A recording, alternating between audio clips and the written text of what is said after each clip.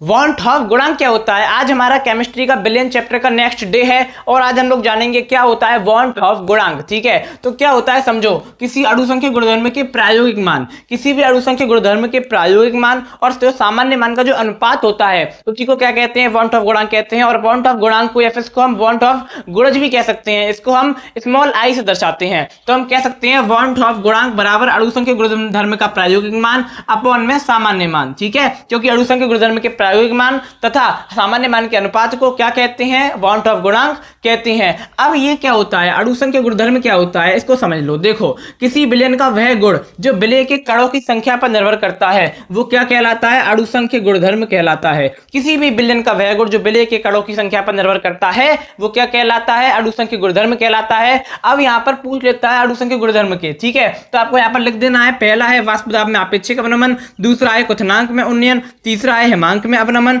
और चौथा है परासरण दाब। इन सबको हमने पढ़ लिया है। ठीक है, इस प्रकार से आपको लिख देना है। पूछेगा क्या, पूछेगा कि इसको वॉन ऑफ गुणांक के पदों में लिखो, तो किस प्रकार से लिखोगे इनके फॉर्मूले को। तो देखो, वाष्प दाब में आपेक्षिक अवनमन क्या होता है, P0 माइनस PS अपॉन में P0 इज इक्वल टू काई होता है। अगर हम यहाँ पर वॉन ऑफ गुणांक के पदों में लिखना है तो यहाँ पर एक आई लगा देंगे, ठीक है, क्योंकि आई क्या है, वॉन ऑफ गुणांक है और ये आपका हो जाएगा फॉर्मूला तैयार। दूसरा यहाँ पर दे रखा है क्वथनांक में उन्नयन, क्वथनांक में उन्नयन को किससे दर्शाते हैं, डेल्टा टीबी। तो यहाँ पर क्या करेंगे, delta TB is equal to KV into में एम और या स्मॉल आई लगाते ही क्या हो जाएगा, उसके पदों में हो जाएगा। उसका बाद है आपका हिमांक में अवनमन, हिमांक में अवनमन यानी कि TF फ्रीजिंग पॉइंट, तो delta TF is equal to i लगा के KF इंटू में स्मॉल एम हो जाएगा।